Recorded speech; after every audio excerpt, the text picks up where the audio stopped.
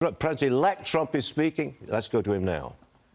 This honor for the second time. I think I like it better this time, actually, because but we did a good job. We had a great first term, despite a lot of turmoil caused unnecessarily. But the media's tamed down a little bit. They're liking us much better now, I think. If they don't, we'll have to just take them on again, and we don't want to do that. But I do want to thank Time Magazine. I've been on the cover many times. I don't know who has the record, but I can only probably talk well about 25% of the covers. 25% are great. The others I just sort of hide. But it's been an honor, and every time it's an honor, I will tell you. And thank you very much for doing it. And thank the whole group at Time. Really very professional people. Thank you very much.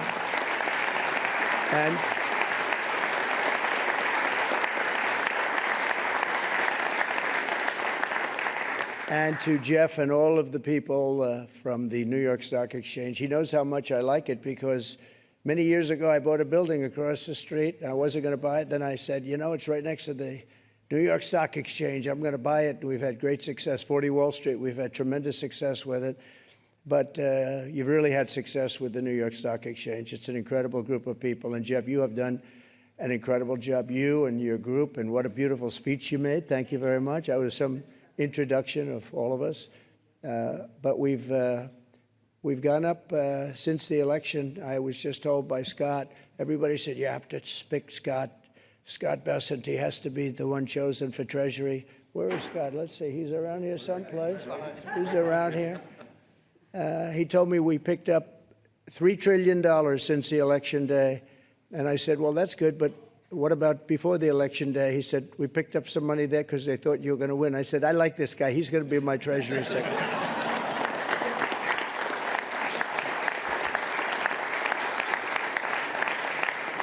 But it's true. I think we're going to have a tremendous run. We have to straighten out some problems, some big problems in the world.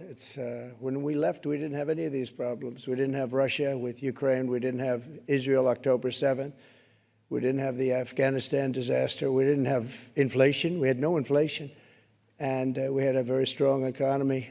And we're going to do that again. But I think we're going to even up it because now we have experience that we didn't have. Now I know everybody. You know, when I first came in, we came down, Melania and I, a great first lady, who's very popular, by the way. She rang in.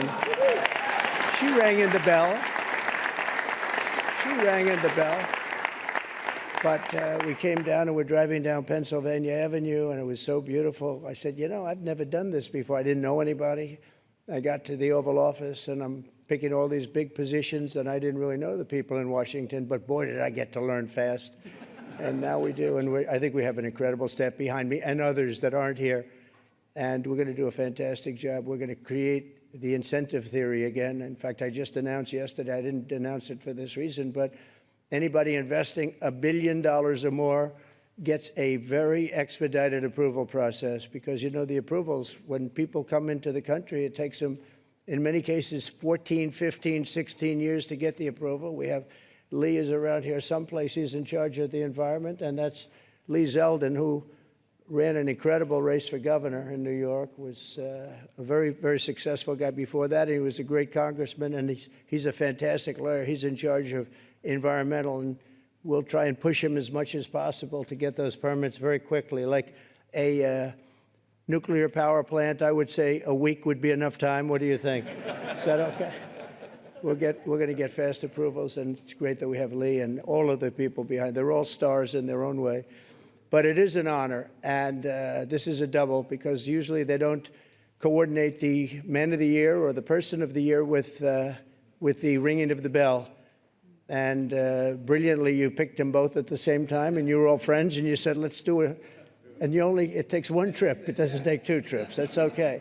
We like to save. We like to be able to do it properly. But this is a special group. So many friends in the audience, too. John, great job you've done at ABC.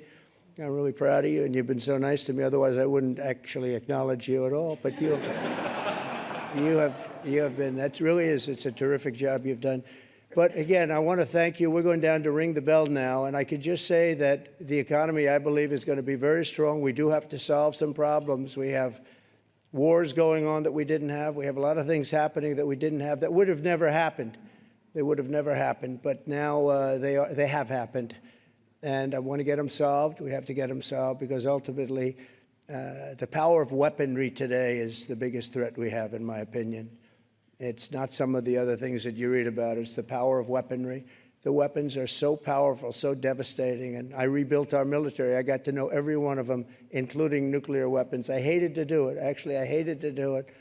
But we did some nuclear weapons that are so devastating. It almost makes you very sad as you get them and as they come online. It makes you very sad because you know what the purpose of them is, and you just hope to God that you never have to use them. Because if you do, the world will never be the same. So we have to be very, very smart. We have to be very sharp. We have to be very special to do a job. And I think we'll get it done. And I think we're going to get a lot of people in the room. We've seen it. We were in France where President Macron did a fantastic job with the cathedral, an absolutely fantastic job, of Notre Dame. And it was beautiful. The opening was the opening, and I just got back, and it was something really beautiful. And a lot of world leaders there. We had about 80 world leaders, different countries, and they were all coming together. They all wanted to meet us and meet me as representative of the U.S., and there was a lot of goodwill. But we're going to get some really tremendous goodwill. I was even thinking about inviting certain people to the inauguration, and some people said, wow, that's a little risky, isn't it? And I said, maybe it is. We'll see. We'll see what happens. But we like to take little chances, but that's not a bad chance. Here's a gentleman that's going to do a great job at HUD. Good luck, my friend, right? He's going to be a he's been my friend for a long time. It's nice to see you. I haven't shaken his hand yet. Come on. Congratulations. Thank you. Really, you're going to be great. And Ben Carson is your biggest fan in the world. You know that. Ben has been with us for a long time and has done a fantastic job. Thank you. Good. So, ladies and gentlemen, go on. We're going to put it straight. We're going to give tremendous incentive like no other country has. We're cutting your taxes. We're going to cut them very substantially. We got them down to 21% from probably 42 or 44%, depending on where you are. And we got them down to 21. Everyone said that was a miracle. Now we're getting them down to 15, but only if you make your product here. Otherwise, you pay 21, which is not bad. It's in the middle of the pack. But 15 brings you down to among the lower. And for those that are running the big companies, those great, big, beautiful companies, nobody's going to be leaving us. You're going to be coming back. You're going to be bringing it back to the United States. We are incentivizing everybody to come back to the United States. We want you back here. Car manufacturers, everybody. And we have one product that nobody has really to the extent that we do. It's called oil and gas. There is no country in the world that has more. We're number one. I brought it to number one during my first term in terms of production. We're going to be number one plus. We'll do numbers that nobody will really see before. And when that happens, prices are going to start coming down because people can't afford their groceries, and they're going to be affording their groceries very soon. I tell the story about a woman an old woman, no money, went to a grocery store, had 3 apples. She put them down on the counter, and she looked, and she saw the price, and she said, would you excuse me? And she walked one of the apples back to the refrigerator and came back to pay for the 2 apples. And she left with 2 apples. And the woman at the counter said that was so sad. And when I heard about the story, I said that should never happen in America. And it's not going to happen in America. We're going to do it right. And we're going to take care of our people. And we're going to do things that nobody ever thought even were possible. But we're going to have an economy the likes of which nobody's ever seen before, and everybody's coming back to America. I saw that the other day at the cathedral. They're all saying, we want to come back, we want to come back. And with a couple of changes done by Howard and Scott and some of the great people up here with me, we're going to bring them all back. They're all coming back. So thank you very much. This is a great honor, and ringing the bell will be fantastic. And go out and get them. We're with you all the way. Thank you very much. Thank you. That is exactly what people here in New Jersey are asking, Stuart. They feel that either someone knows and they're not telling them, and if nobody knows, then that would be ridiculous because these drones have been up nearly every single night for 3 weeks with still no answers. And Governor Phil Murphy perhaps feeling a bit of pressure, calling for a meeting tomorrow at 10 a.m. with New Jersey lawmakers as well as state troopers and the New Jersey Office of Homeland Security and Preparedness. Murphy said yesterday in Princeton that he's been on the phone with top officials in the Biden administration and DHS trying to get answers. He says he needs more from them, and he assured the people of New Jersey that he is taking any threat that the drones may or may not pose, quote, deadly seriously. These are apparently very, as I understand it, very sophisticated. The minute you get eyes on them, they go dark. And, you know, we're obviously most concerned about sensitive targets and sensitive critical infrastructure. So we've got military assets, we've got utility assets, we've got the president-elect's one of his homes here. Trump National Golf Club isn't far from the Picatinny Arsenal military base in northern New Jersey. Now, some thought the military base may be behind the drones, but the base tells Fox News, quote, while the source and cause of these aircraft operating in our area remain unknown, we can confirm that they are not the result of any Picatinny Arsenal-related activities. Fox News also spoke with Congressman Jeff Van Drew of New Jersey. He said it doesn't appear the pilots of these drones are breaking any laws, rules, or regulations. They're staying out of restricted airspace, which he says is an indication that they know what they're doing. I do not believe it's the U.S. military, and if it is, and if they're doing exercises, shame on them for the disorganized way they are doing it. I don't believe it is them. I am hopeful it is not a foreign adversary, yet I do worry about that. Yeah, and Stuart, this will be a main topic of discussion at a House hearing on Capitol Hill today that starts at 10 o'clock, focused on the national security implications involving drones. Congressman Van Drew says that the United States is far behind China with this technology and that we need to do a better job defending against and integrating drones. We'll send it back to you. Right, Nate, we'll take it. Thanks very much indeed. Senator Amy Klobuchar does not support the idea. She's a Democrat. She does not support the idea of preemptive pardons. I am not a fan of these. I didn't like the pardon of the president's son. I didn't think that was prudent, but I also am very concerned about this idea of the preemptive pardons. I am, of everyone, very concerned about what Trump is going to do with this Justice Department. So this is, you know, the president has this power. I would prefer that Trump abuse this pardon power. I think that we should have pardon reform. It is a right of these presidents. All right, the powerful chair of the House Oversight Committee, James Comer, joins me now. Congressman, what do you make of preemptive pardons for people who may be Trump's future targets? Well, preemptive pardons are corrupt by nature. It doesn't matter who the president is. But you look at Klobuchar and the other Democrats who are finally coming out of the woodwork criticizing Joe Biden and his family's influence peddling schemes and criticizing the pardons. Where have they been for the last year and a half? That's my question to them. Now, of course, they're concerned with Trump. But you look at Trump, you know, he ran his campaign in a transparent manner by saying he felt like not only he, but many of his supporters were unduly harmed by a weaponized Department of Justice. So I think that what Trump is talking about doing with respect to pardons, he's been very transparent with the American people about it. I don't think the American people are going to be surprised. Whereas Joe Biden told the American people he would not pardon his son, and we all knew that he would pardon his son. Do you think he's going to pardon members of his own family? You've been investigating the family for a long time. You think he's going to do it?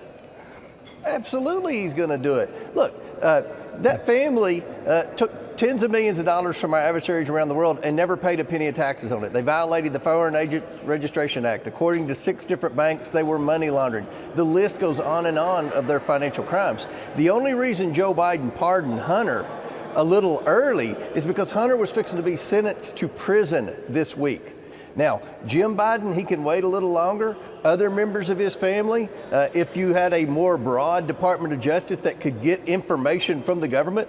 All the information that I got in my investigation, Stuart, came from private banks and private individuals. Anything I needed from the Biden administration, they absolutely prevented me from having any information that we should have gotten, even with subpoenas. So I believe that Joe Biden's going to pardon at least one more, if not multiple members of his family. I want to get back to DOGE, Department of Government Efficiency. You met with Musk and Vivek Ramaswamy on Capitol Hill. What do you think they can realistically get done in Trump's first 100 days?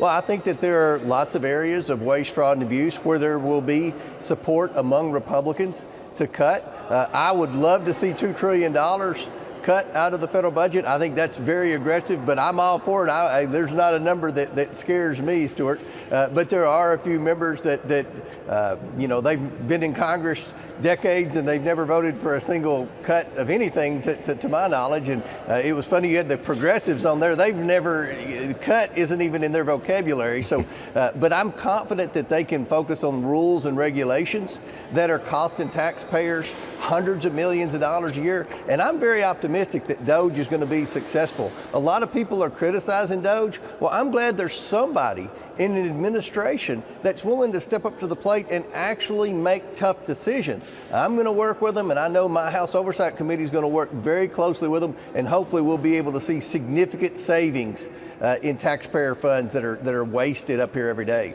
Congressman James Comer, thank you very much for joining us this morning. Always appreciate it. See you again soon. Thank you.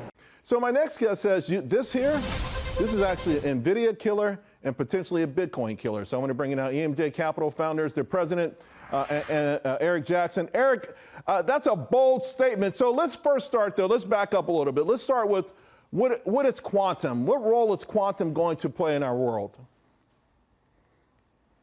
Well, Charles, I mean, as excited as people have gotten in the last year and a half about AI, I mean, quantum is just the next level of that interest. It's like more powerful computations, more powerful computers, faster solutions that you can imagine, more lifelike, movies or music created at the snap of a fingers.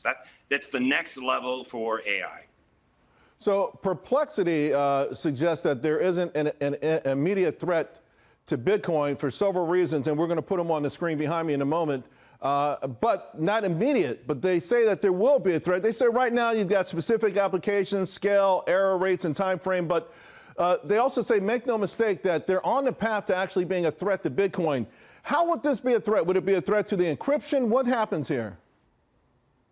Exactly, it's the encryption. We used to think that, a few days ago, we thought Satoshi had kind of locked all the crypto wallets of the world, made them so secure, nobody could ever crack into these things. And that's part of what powered Bitcoin to 100K. But the power of quantum computing is that, yes, it is actually theoretically possible that in the future, these quantum computers will be able to hack into all the crypto wallets. Not just that, access, if that wasn't bad enough, I mean, think about all the governments with sensitive data, all the companies, all the banks with sensitive data. The state of the art right now is RSA technology. These mathematical formulas could be, solved, instantaneously, and right. All of that data access. So it's a big threat. And the fact that Google just dropped this chip out of the blue yesterday, it sort of signals that this world is moving much faster than we expected, and therefore we're going to have security in place to protect all this data and all these billions of Bitcoin around the world. All right, two names that you like now, the Rigetti and D-Wave, right? Yeah, exactly. I mean, these are both names that have had great runs. They're up like 300% in the last month. They are both SPACs from a few years ago. They're both trying to build chips to kind of be as good or better than Google with these quantum chips. So they are getting a boost from this Google news because there's a lot more investment that's going to pour into this space. So you need to pay attention to those names. I also like a smaller company called BTQ that's in the business of being kind of like the post-quantum CrowdStrike. So their job is to defend all these crypto wallets and all the sensitive data. They're a very, very small company. Right. Last time I was on, Charles, you asked me to talk about 20 bagger. I mean, BTQ is potentially a 1,000 bagger So I got if they the get chart it right here, over Eric, the next 10 years. Eric, I got the chart on the screen. BTQQF, again, it's on the pinks. It's traded in a range here more recently, but you can kind of see, it's, the rate of change is starting to turn up a little bit here. It looks like it's on the cusp of a breakout. I guess if we would probably have to add a sort of a disclaimer, right? Being on the pinks, being relatively small, more risk. But to your point, this could be potentially a 20 bagger. Yesterday there was. I mean, the crazy. Go ahead. The crazy thing is, all these quantum companies, they all have very small revenues. Even Rigetti, even D-Wave, and so forth. So they're all in the same boat. And some people might say, "Oh, it's a bubble." Yeah, but I think the market is sniffing out that this is where the puck is going. These quantum names, and you got to be there now at the beginning if you want to participate in the huge bull run ahead. Yeah, yesterday I know Iceberg Research put a short on quantum computing. It's a different company, and you probably get more folks attacking this. But I agree with you in the sense that what we saw from Google today, almost out of left field, just shows us how exponentially this stuff is growing. Even ChatGPT caught the world flat-footed. So quantum computing, Eric, I think to your point, is here to stay. We're going to have to bring you on from time to time as the shorts attack these names, but I think folks need to listen and at least do some of their own investigating. Thanks a lot, my man. All right, folks, breaking news. Police now have taken into custody a 26-year-old man named Luigi Mangione in connection to the killing of United Healthcare CEO. Now, they are calling him a suspect. In fact, the police say, though, that he had a similar gun to the one that was used in the killing of Brian Thompson. Also, authorities say that they found writings critical of the insurance industry along with a fake ID. I want to bring in now a special guest with us today, Andy Posner. Andy, former CEO of CK in restaurants and other businesses out there. I just want to get your thoughts on this because this has been sort of a shot across the bow of corporate America. There's a lot of different explanations and conversation, but one thing that feels different right now is that there could be a target on the back of corporate executives. Just your thoughts on this in general. Yeah, it's unfortunate, and there has been some public reaction in favor of the shooter, which is terrible to see. This was a heinous act. Right. There's no way it should ever be praised, or people should be laughing about it. But it's certainly not the fault of the CEO, and it would have been better if he had more protection.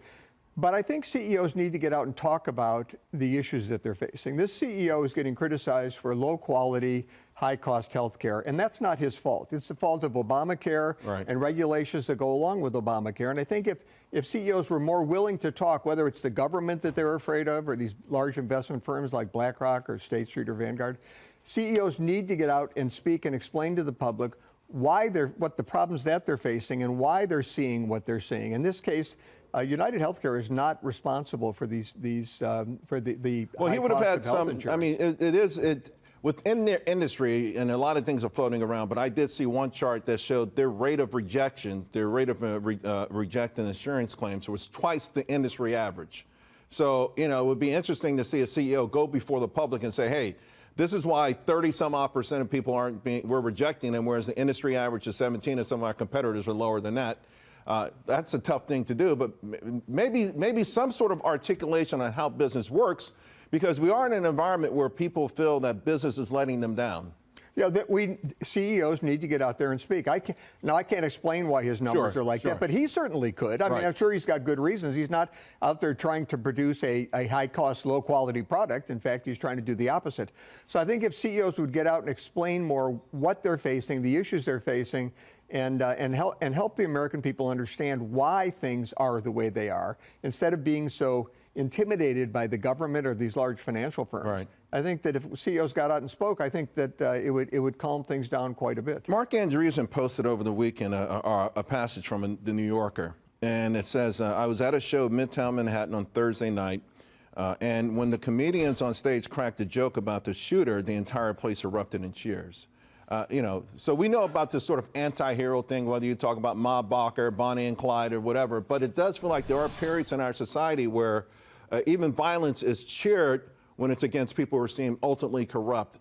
How does that, other than the CEOs, are there other folks who should be part of the solution to, hey, listen, this is this is not the way to go, or what do you make of it because a zeitgeist sort of thing? Well, I think we need, in a lot of areas in this country right now, we need the politics to calm down.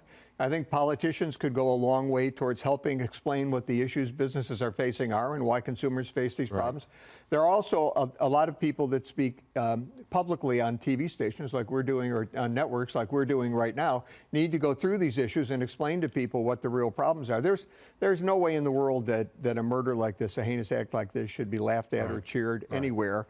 And I think people do it because they really think these people are evil, and they really don't understand what's going on, particularly with healthcare. Look, what do you and I know? If you put the government into anything, the quality will go down and the price will go up. You put the private sector into anything, and what happens? Competition, quality goes up, price goes down. So when you take Obamacare and this regulatory framework and you impose it on the health insurance, on the medical sector, you're going to get higher costs and lower prices. It certainly wasn't what people were promised back then, right? It certainly wasn't. You know, you could, if you like your doctor, you can keep your doctor. Everybody that's got pre-existing conditions is going to be covered, and this is going to make things cheaper. Well, they just had a Gallup poll that came out and said, while 62% of Americans judge their health care as fair or good in 2009, today that number is 44%. So Obamacare was a lie on everything. All of those things were untrue. It is now more expensive, and the care is worse.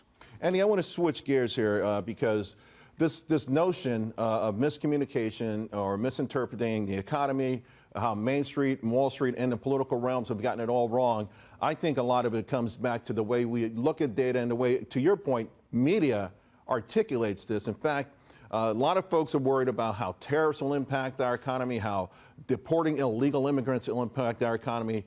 We had a jobs report on Friday. We've got Madison here with us. She's going to walk through where we really are with this stuff, not the hype, but the actual facts. And then I want to come back with Andy and ask him the questions. Madison, lay it out for us. You got it, Charles. So we're going to start first with that Wall Street. Large corporations, they're expressing concerns over issues in the upcoming administration, specifically focusing on tariffs. A lot of attention being paid there.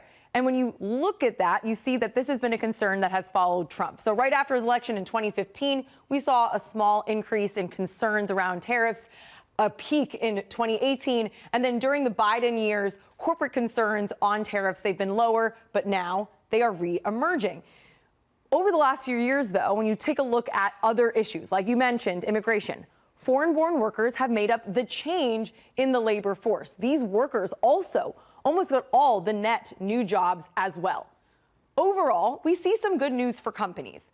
You look at those companies, they're no longer screaming about labor shortages.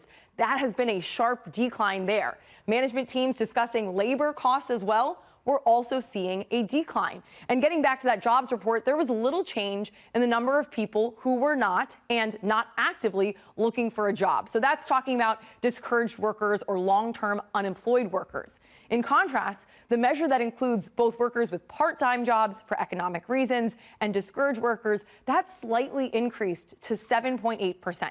The labor force participation rate, which indicates the percentage of working age individuals who are employed or actively seeking work, that fell slightly to 62.5%. On Friday, we learned 193,000 Americans left the labor forces in November. And now that major spike in year-to-year growth in employment population ratio, that's prime-age workers 25 to 54, it's turning negative, and the ratio may have peaked. Now, when that in mind, when critics say that America should look the other way in terms of illegal immigration because we need workers, there could be a better solution. Get the millions of folks, particularly prime-aged men, back into the labor force. Charles? Madison, thanks a lot. Andy, you're back with us. Want to let the audience know you've just written a book, A Tyranny for, and you slashed out good of its victims, talking about, of course, this ESG movement and those things. And in your introduction, you share a quote, and I just want to read it to the audience. The issue today is the same as it's been throughout all history, whether man shall be allowed to govern himself or be ruled by a small elite. That was Thomas Jefferson, but it's appropriate today as it was then. And we are seeing around the world where there's massive pushback against these elites, but they're not going to let go of power right away. No, all they're doing is dropping the acronym. They won't call it ESG anymore, but they'll still pursue the same policies. And you can see that BlackRock, State Street, Vanguard, if you read their their proxy voting guidance, how they're going to vote the shares they hold.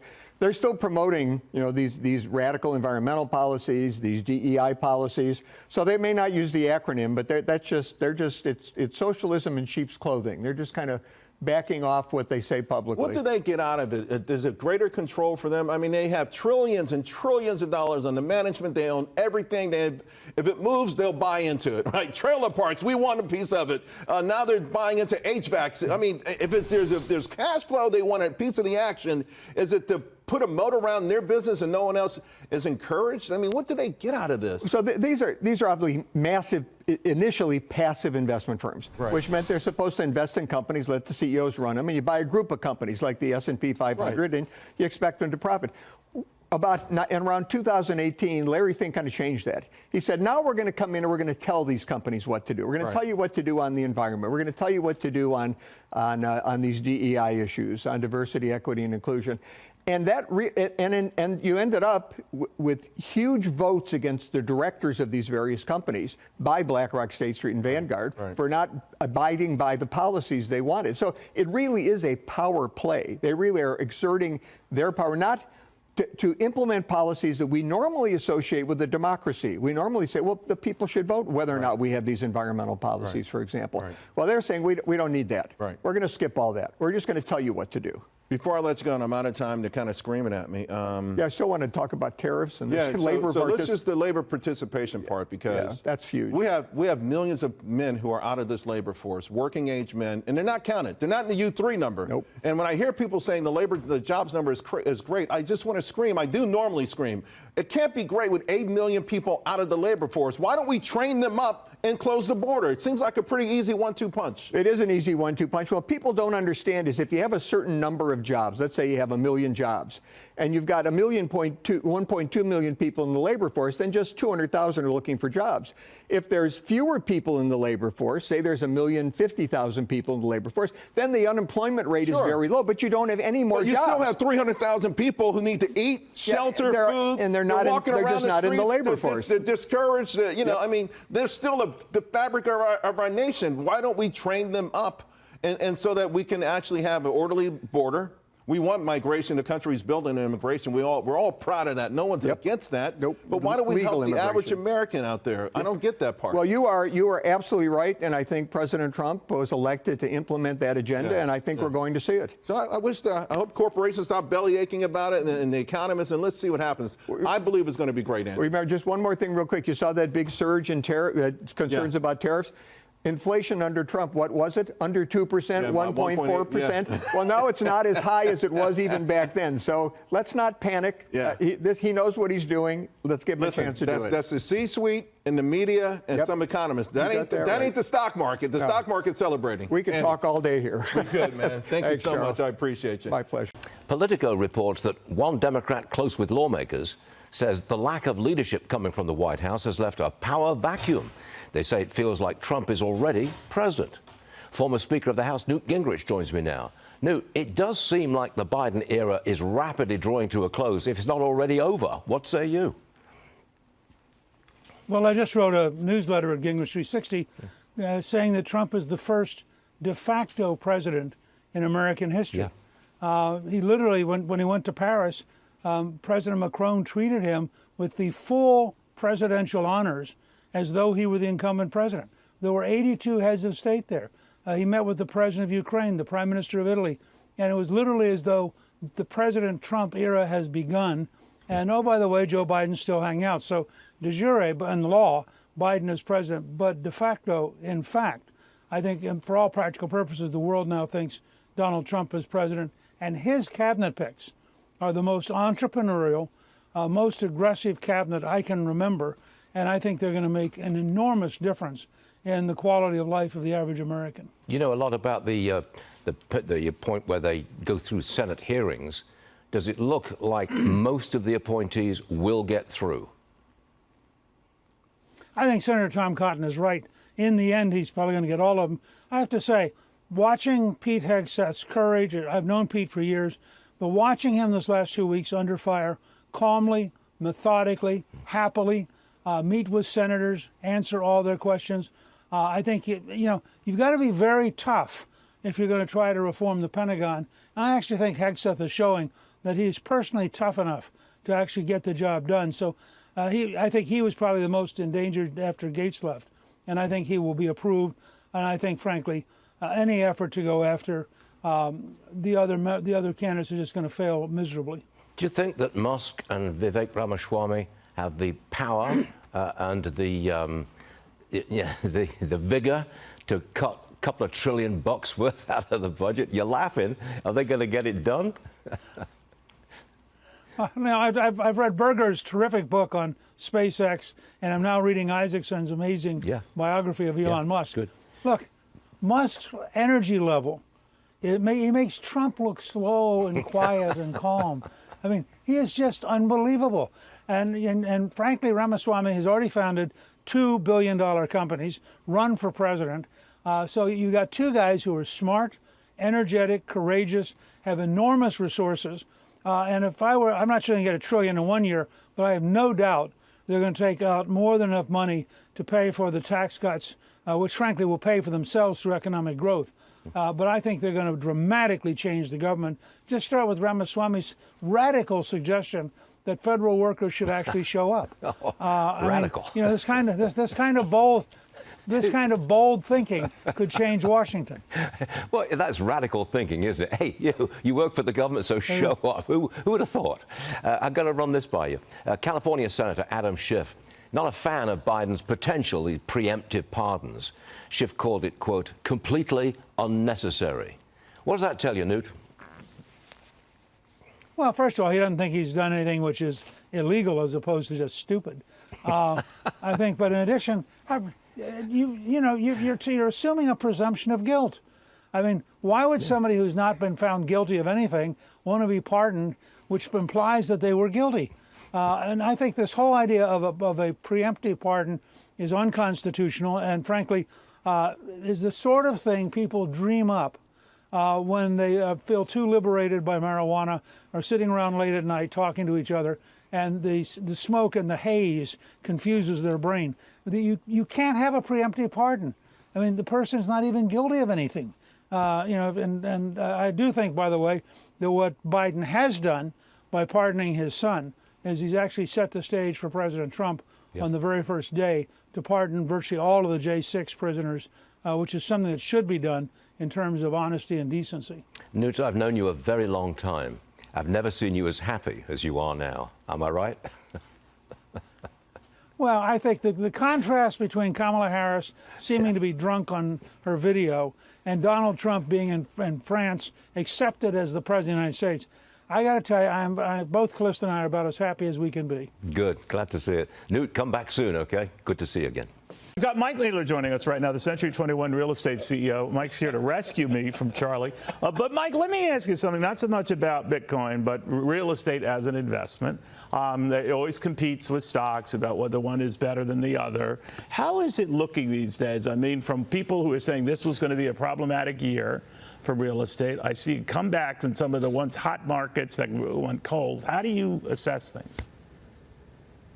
Neil, thanks for having me back on. We did sell a home up in Rhode Island a couple years ago with Dogecoin, so it is a currency that's being used out there. But seriously, on the housing front, I think there's a couple good positive signs that are building momentum, right? I mean, first and foremost, this decade-long run-up in price appreciation, which we've seen certainly double-digit price appreciation over the last 4 years, is starting to settle in a little bit. I think we'll end the year anywhere from flat to 2 or 3% increase year over year.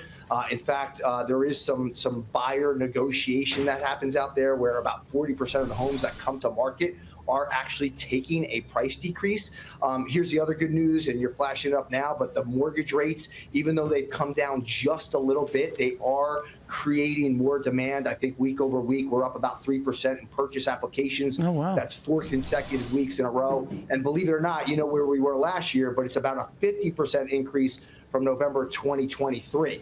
On top of that, and we've seen the Fed start cutting in September, what that turned into was units across the country lifting and increasing First time year over year in October increase in units since 2021. So I think we're seeing some positive signs. Affordability is still the biggest issue, and that's obviously mainly a driver of rates. But there is limited supply, right? There is limited supply. I mean, we are at decade lows in units that we're selling here. That said, we are a 38% increase in inventory year over year.